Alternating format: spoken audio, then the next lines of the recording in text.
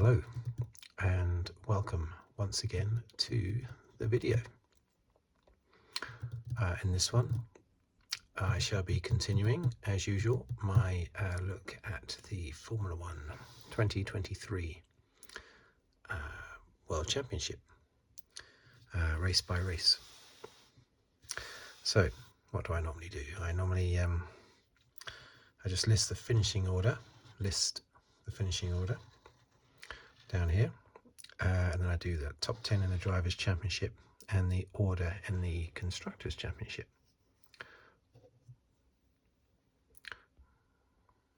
Focus jumping around there a little bit.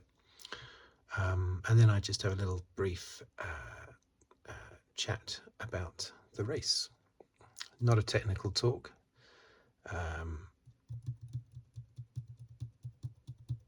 Just a simple look from a fan's perspective. I've been watching Formula 1 for decades. But it's still just from a fan's perspective. I'm not Ted Kravitz, basically. Okay, so let's start. Okay.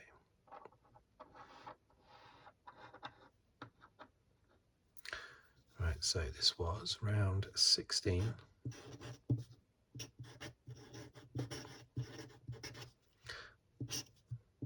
Japan.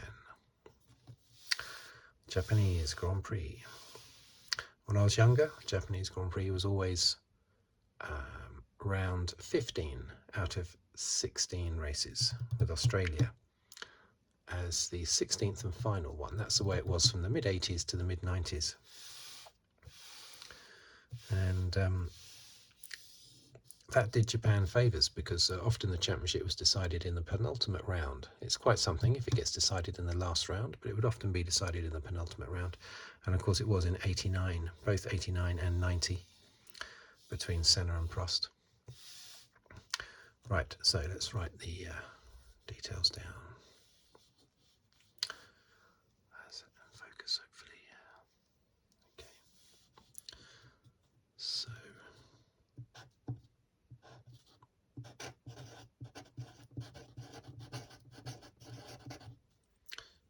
Verstappen.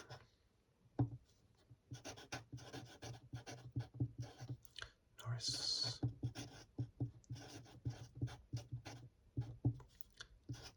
Piastri. Leclerc.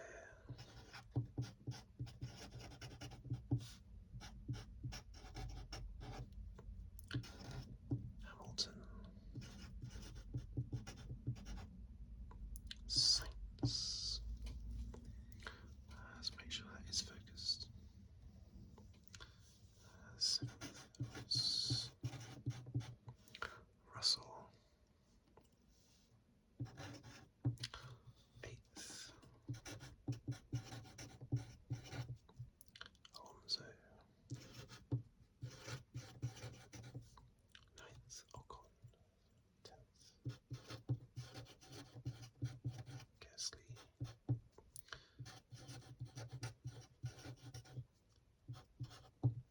Lawson. Tsunoda.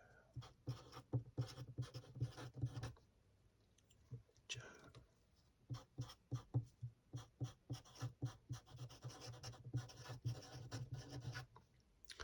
Hulkenberg.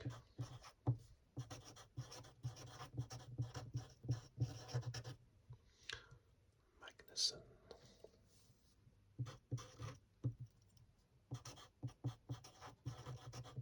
Albon.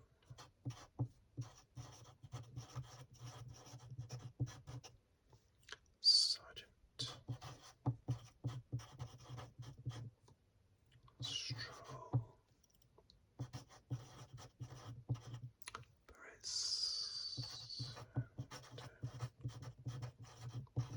Bottas, put a little line there maybe. Let's say retired. Okay. Alright, so top 10 in the championship.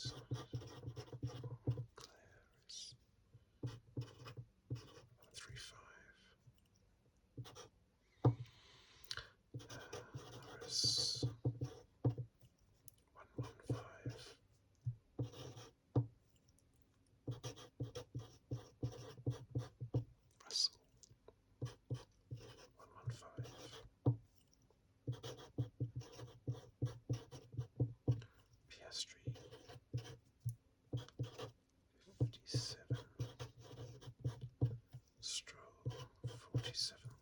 Okay. Constructors' Championship. 623 points. So S is Mercedes 305.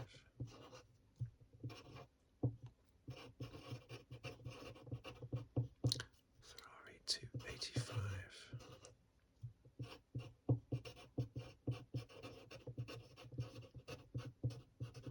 Aston Martin 221.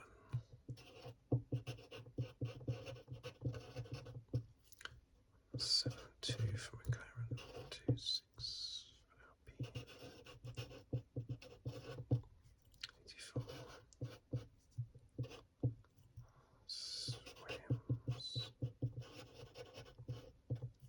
21.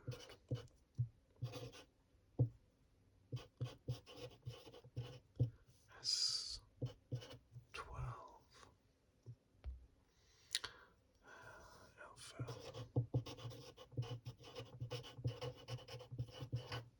Romeo, 10.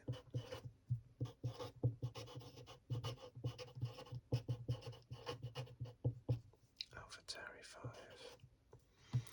5. Okay, so there you have it, and there it is. What did we think of that race? Well,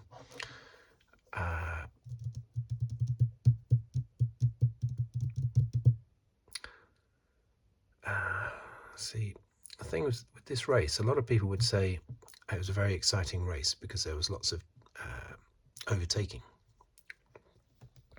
But let me just have a sip of tea, ginger tea.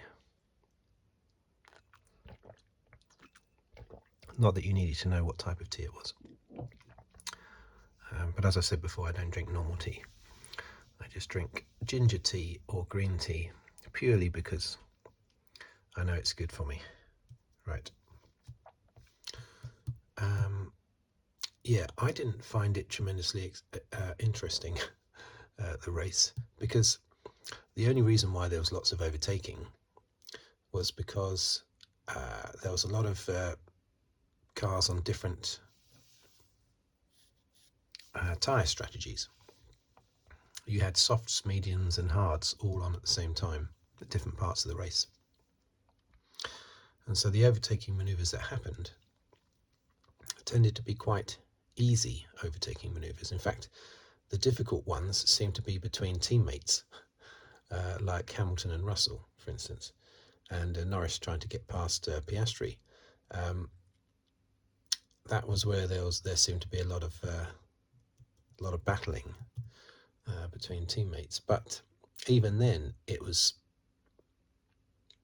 one was way faster than the other, and normally on a different tyre strategy as well. Not so much with the McLarens at the end,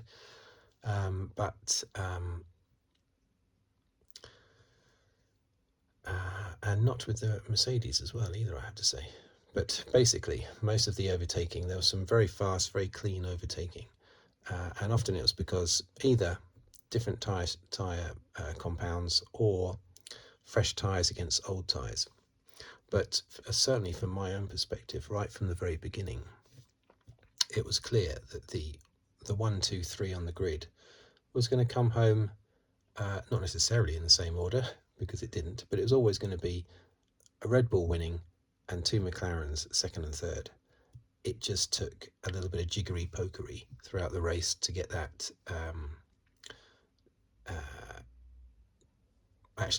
did it? No, well, a little bit, because Russell, of course, only had one pit stop, didn't he? So because of that, he sort of ended up mixing it with the McLarens, but they soon got past him.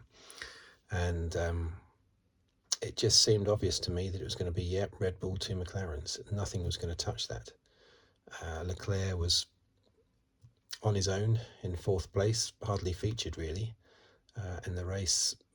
There was a bit of fighting between Hamilton, Sainz and Russell, certainly between Hamilton and Russell, as I say, but that was only because Sainz had been kept out longer, I think, on his middle stint.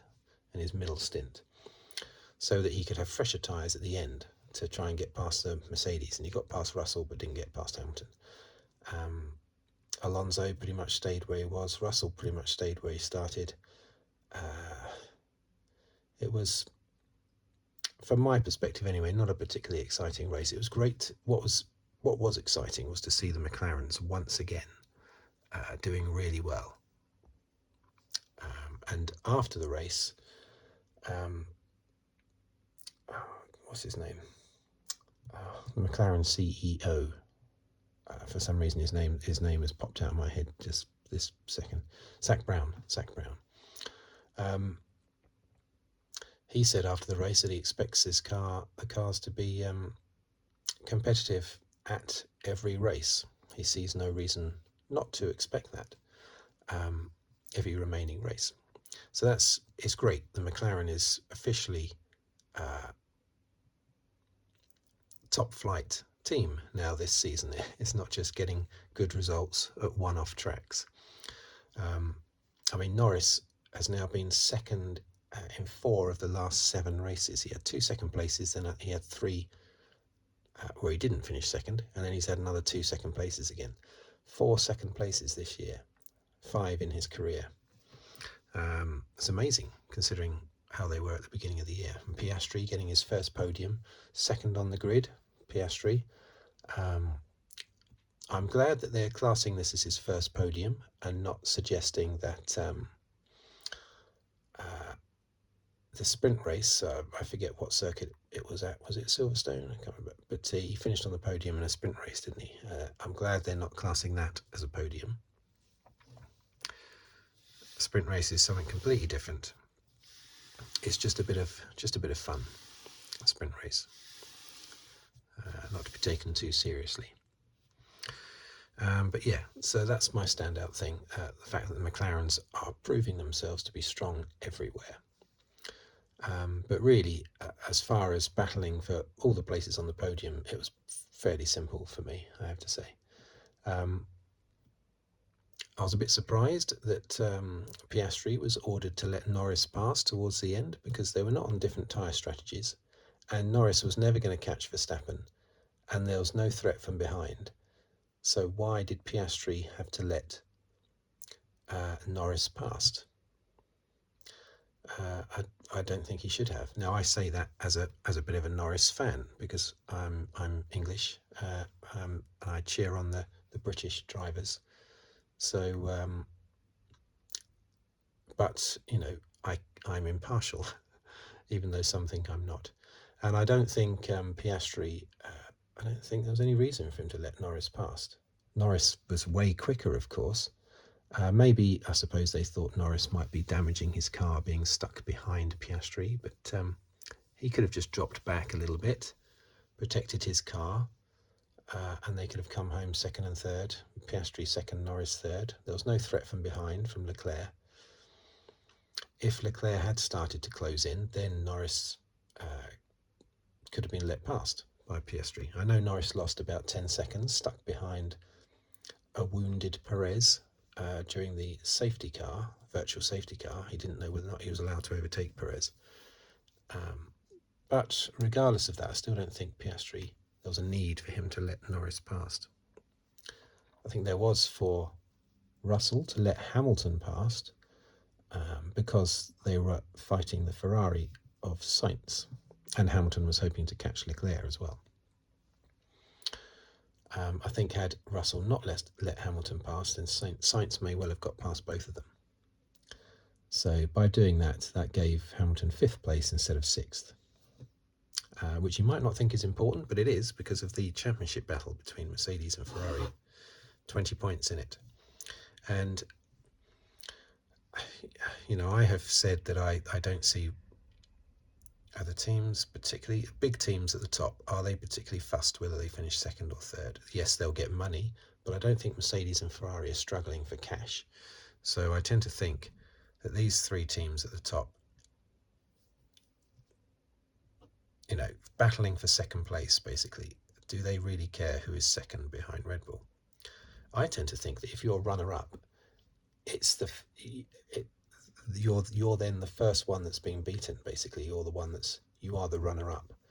You're the first loser, if you like.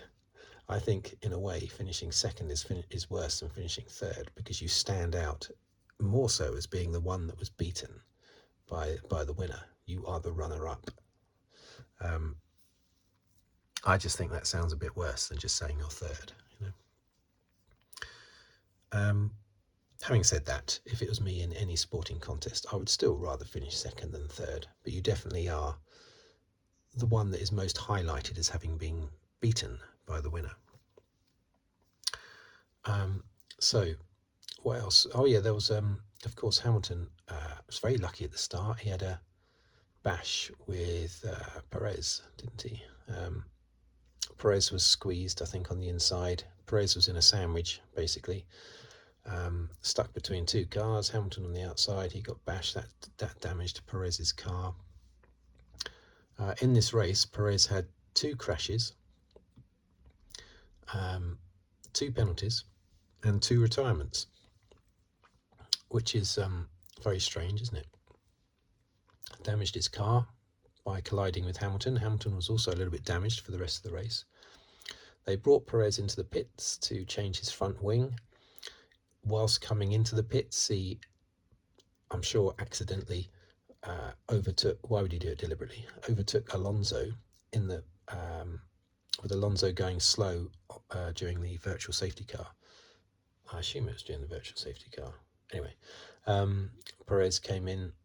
That must have been a bit later, because there wasn't a virtual safety car straight away, was there? Oh no, there was very early on. There was a virtual safety car, wasn't there? So Perez came in, overtook Alonso,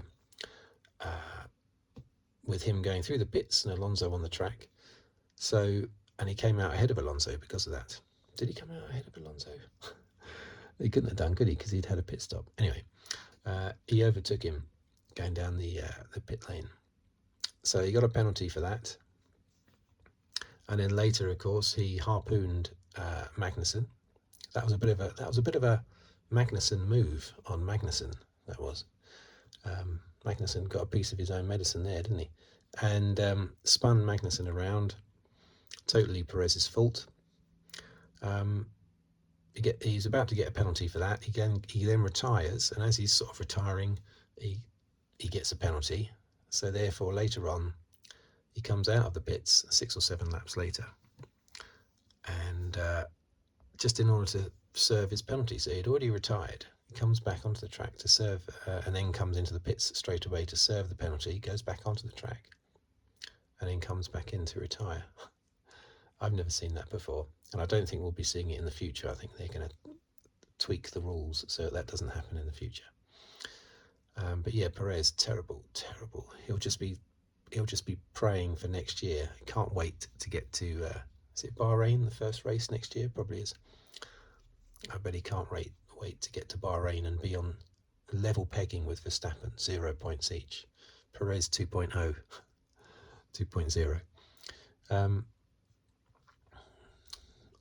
Yeah, terrible for Perez.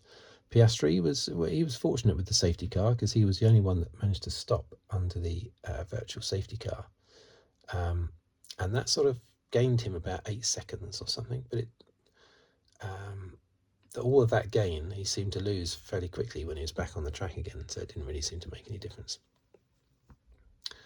I've already noted that I don't know why why Piastri had to give up the place to Norris at the end, just because Norris was fast. All Norris had to do was pull back a little bit from Piastri. That would have protected their cars as well, both going slower. And then if Leclerc started to catch, then let Norris past. That is, as I said, Norris's 4th second place in 2023. He's got to have a win soon, hasn't he? That's incredible.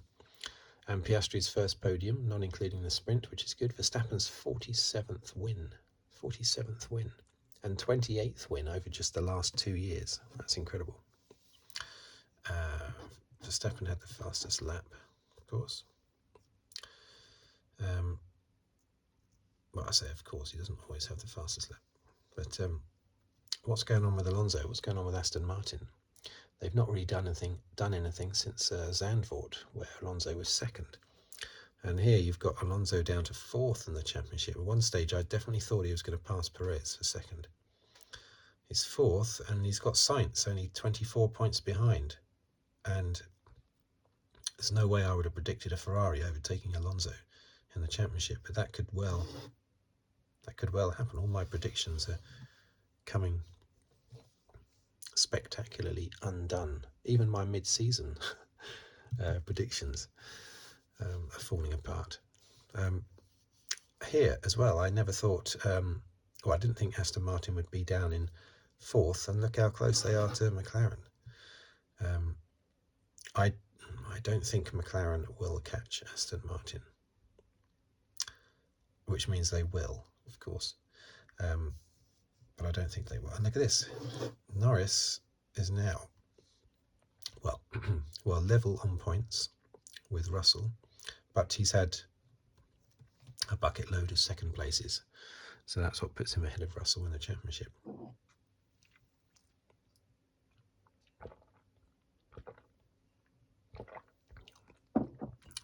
Apparently McLaren over the last 8 races have closed up 88 points on Aston Martin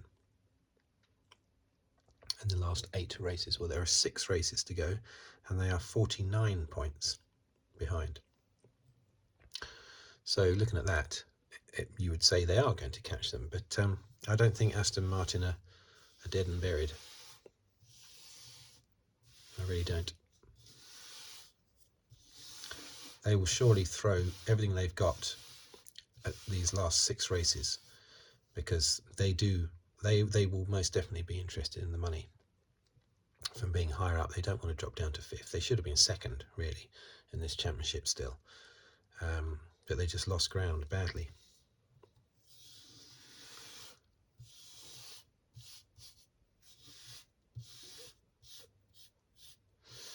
It's one thing I will say about the Japanese fans, unbelievable. Now, I've often said it, I said it at last year's Japanese Grand Prix, they are the best fans in Formula 1. Generic fans, basically. You could say that Ferrari fans are the most passionate, but that's just for Ferrari. You often see Ferrari fans or Italian Formula 1 fans fleeing the Monza circuit if the Ferraris have retired. That's it, they don't care, they just leave, so many of them. So are they Formula 1 fans or are they Ferrari fans? They're mostly Ferrari fans. And of course you've got different countries around the world that devoutly follow, like in Britain, the Silverstone devoutly follow the British British drivers mainly, but also I don't think British fans would just leave if the British drivers were not doing well. I've been to 15 British Grand Prix, and I've never seen floods of people leaving like you get at Monza, just because their drivers or their team are not doing well. So, but they are still nevertheless passionate towards the British drivers, just as the Brazilians are to Brazilian drivers, and the Spanish to Spanish drivers, etc. With the Japanese, they don't really have, they've got Tsunoda, but in all reality, they've never really had a Formula 1 driver to properly cheer on. I suppose they can cheer on Honda at Suzuka, which is Honda's circuit, but there's not much fun in just cheering on an engine. I mean, that's not much fun, is it? So, but they are just massively into Formula 1. You'll see Japanese fans supporting all the drivers across the board. You could see, I saw a couple on TV where one of them was wearing a shirt plastered with Ocon and Gasly, and the other one was wearing a shirt plastered with Leclerc and Sainz. So neither of them were wearing a Tsunoda shirt. They're just fantastic, but they are generic fans. So they are the best generic F1 fans out there, and always have been. Fantastic. one thing I don't like this time of the year when one driver is dominating and one team is dominating is all the waste of time, in my view, talking about how long it's, what has to happen to win the championship. I groan whenever I hear the pundits say, oh yeah, in this race, if Verstappen wins and Perez is 6th or lower, then Verstappen will win. If Verstappen is 2nd and Perez is 8th, then Verstappen needs a fastest lap to win the championship. If Verstappen is 3rd or 4th and Perez, I just think Verstappen has already won the championship, okay? He just needs to put on a shirt and tie and collect the award, that's all. So let's stop talking about who is still in the championship. Perez is not in the championship. Perez has been beaten.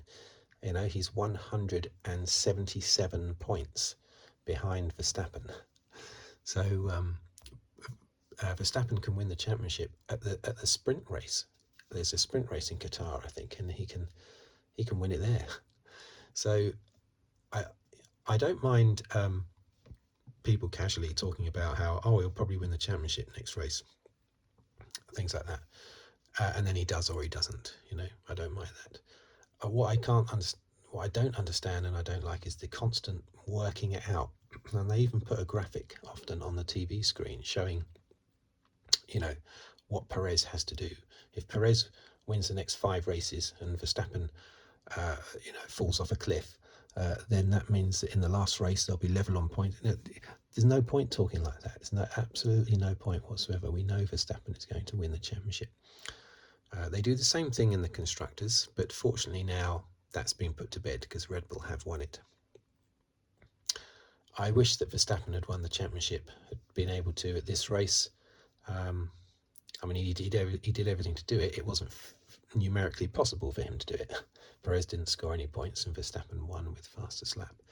So it wasn't numerically possible for him to win it, but I wish it had been, because now in the build-up to Qatar, we have to go through all the calculations that the pundits will come out with, the commentators will come out with, all their like a Albert Einstein flowchart sort of thing, describing how Verstappen can win the championship in Qatar. It's a waste of time to talk like that. It really is.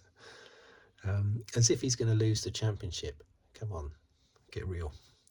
So I think that's my version of the silly season, basically. When that happens, it's pointless, just a waste of time. So there you have it. That Grand Prix was exciting because the McLarens look fantastic on every circuit now, basically. They look great at every circuit. And that's what I'm excited about, because Norris and Piastri are fantastic drivers. So that's what I want going into 2024, and possibly either Norris or Piastri winning a race this year could easily happen. It's unfortunate for Norris that he keeps finishing second to Verstappen, and the one time Verstappen's not there in Singapore, he finishes second. He manages to find someone else to finish second to, Sainz. But never mind. So, lots of action in that race, but the top 3 was always predictable right from the beginning. The top 4, really. Top 4 was always predictable. There you go. I think it's 2 weeks now to Qatar, isn't it? I need to get my calculator out and work out exactly what Perez has to do to keep the championship alive. Right, so thank you for watching. Thank you for listening. If you'd like to subscribe, please do so. If you like the video or like to comment, I reply to all comments. And I will catch up with you on the very next video, whatever it may be about. Not necessarily Formula 1. Right, thank you very much and goodbye for now.